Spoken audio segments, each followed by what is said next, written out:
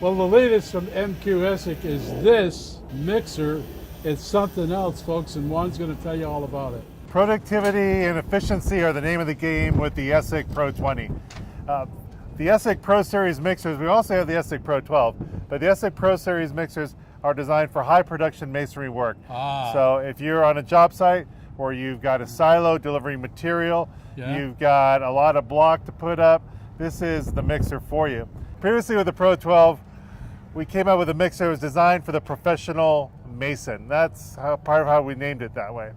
And with this one, we've increased the capacity. It'll mix up to 20 cubic feet of material.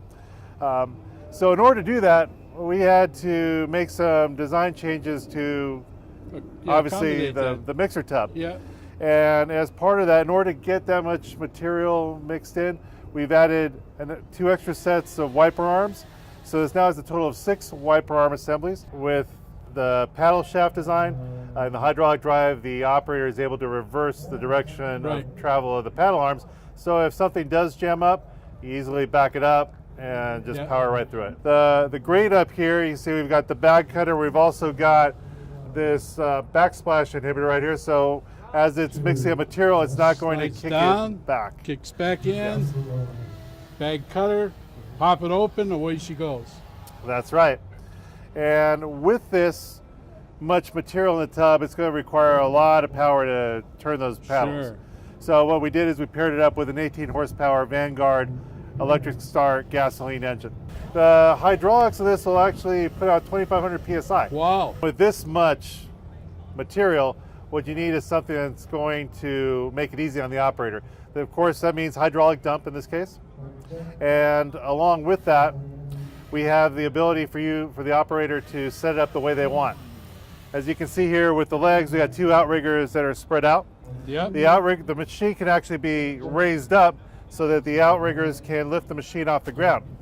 But at the height that you and I are at right now, it makes it convenient. If you were filling up the tub with sand or cement, you're breaking open the bags on top right here at waist high. You're not having to dump it and lift it up over the top center. Yeah, that's tougher than this. It's a lot more wear and tear on you, and you'll be a happier person with this mixer.